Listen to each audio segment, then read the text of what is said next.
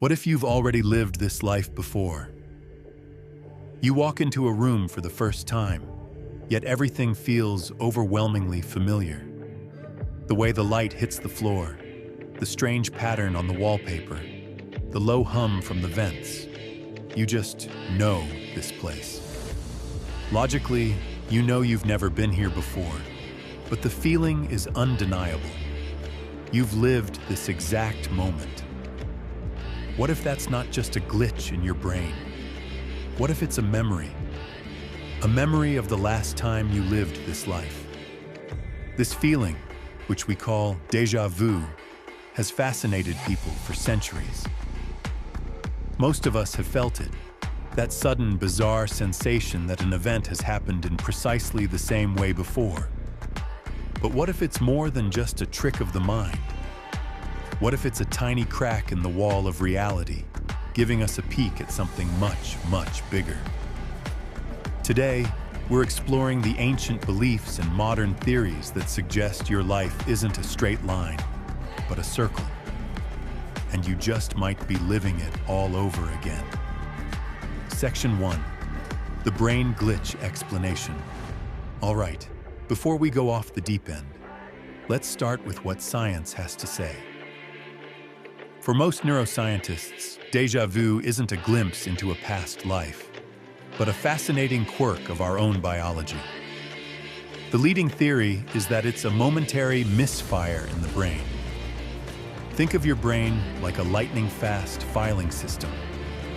The parts that register familiarity in the temporal lobe, and the parts that process brand new information, like the hippocampus, are usually in perfect sync. But every now and then, maybe you're tired or stressed, they get out of whack for a split second. When that happens, your brain accidentally tags a new experience as an old memory. It creates a strange conflict. One part of your brain is screaming, "I've been here before," while the rational part knows that's impossible. That weird, unsettling dissonance is déjà vu.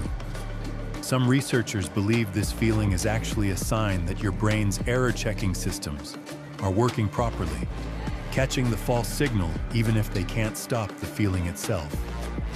So from a scientific standpoint, the feeling of having lived this before is a powerful, explainable, and totally common illusion.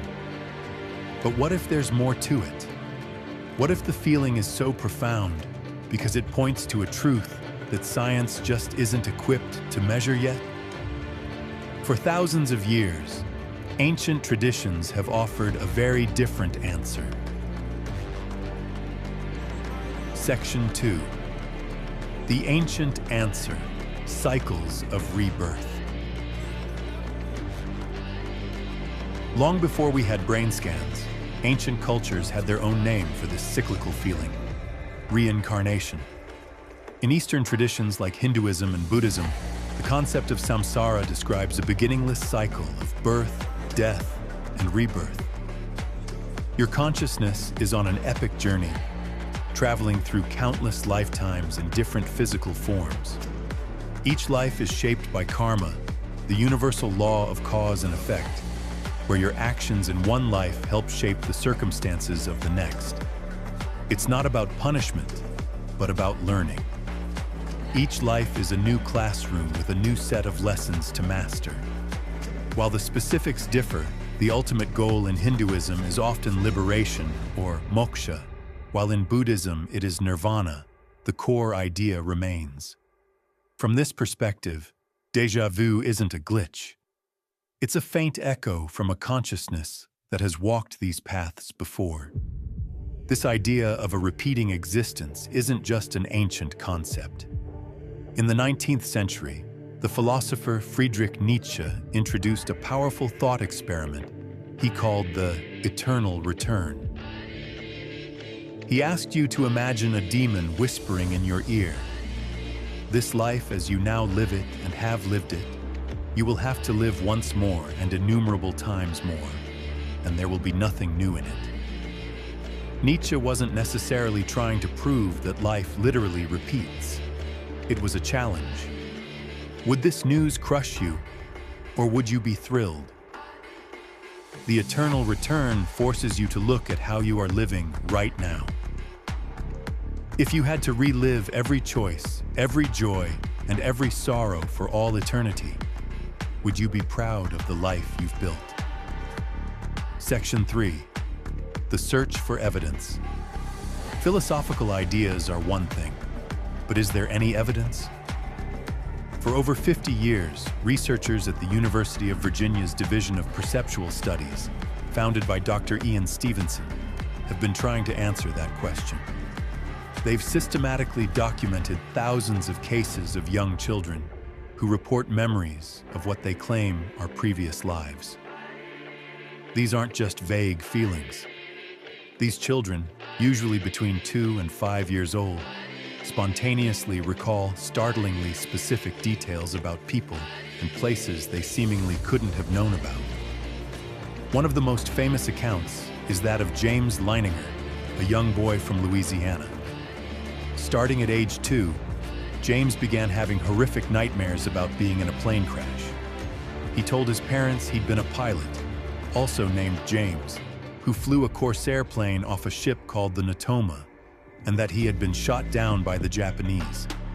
He even recalled the name of a friend on the ship with him, Jack Larson. His parents, initially skeptical, started digging. According to their book on the experience, they discovered that a World War II pilot named James M. Houston Jr. was killed in action over the Pacific. Houston's plane was a Corsair. He had served on an aircraft carrier called the USS Natoma Bay, and his friend, Jack Larson, was still alive and reportedly confirmed many of the details. Section 4. The skeptical counterpoint. Cases like James Leininger's are startling, but they challenge the limits of scientific proof. Skeptics rightly point out some major hurdles. The biggest is something called cryptomnesia, or hidden memories.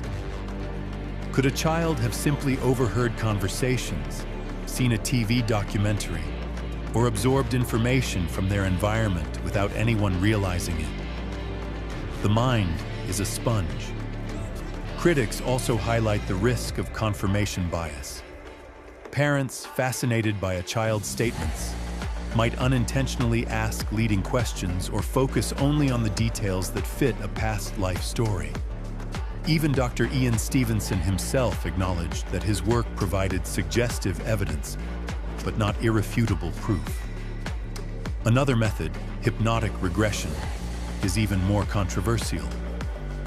Major psychological bodies warn against using it as proof of past lives, as it's highly prone to creating false memories, vivid fantasies that feel real but have no basis in fact.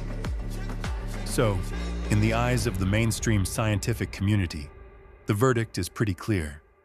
There is no reproducible, conclusive evidence to support reincarnation. The stories are compelling, but they remain stories, not proven data. Section 5. The modern loop, simulation theory. So we have the brain glitch versus the spiritual cycle. But what if a third option combines a little of both? This brings us to one of the wildest ideas of the 21st century, simulation theory. What if our entire reality is just a hyper-advanced computer simulation? If our world is code, then that feeling of having lived this moment before gets a totally new explanation. It might not be a memory or a brain misfire. It could be a glitch in the matrix, a moment where the simulation stutters and a fragment of a previous run-through bleeds into the present one. This idea is largely a philosophical argument, not one based on observation, but it's a powerful one. This theory recasts ancient spiritual ideas in modern tech terms. The cycle of rebirth, samsara, could just be the program resetting to run the simulation again, hoping for a different outcome. Karma isn't some mystical force. It's a set of rules coded into the program. Actions have consequences because they are programmed to. In this model, You might be living this life again, not to purify a soul, but because the program is iterating, trying to solve for a variable.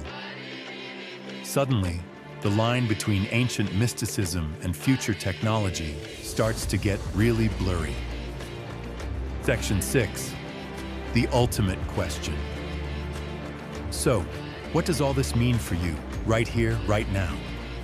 Whether you think reality is a biological process, a spiritual journey, or a digital simulation, they all point to the same powerful idea. Your life has meaning, and your choices matter. Let's go back to Nietzsche's question one last time. If you knew for a fact that you would have to relive this day, this year, this entire life, over and over for eternity, what would you change? Would you hold on to that grudge? Would you put off calling that person you love? Would you stay in a job that makes you miserable? Or would you start living a life so full of purpose, love, and courage that if that demon showed up, you could say, "You are a god, and never have I heard anything more divine"? The idea that you've already lived this life before isn't meant to be a trap.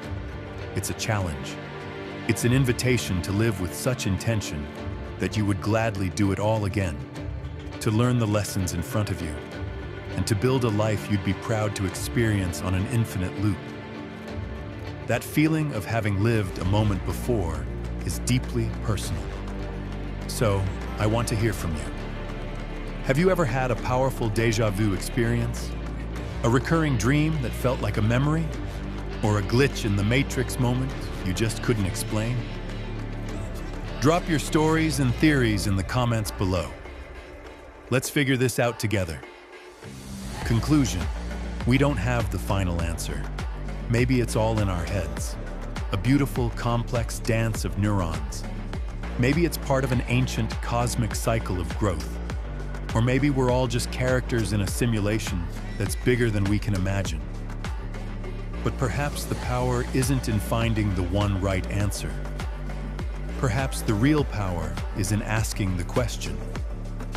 The simple act of considering that this might not be your first time around changes everything. It asks you to look at your one, precious, and maybe not so final life and decide to make it a story worth telling again and again.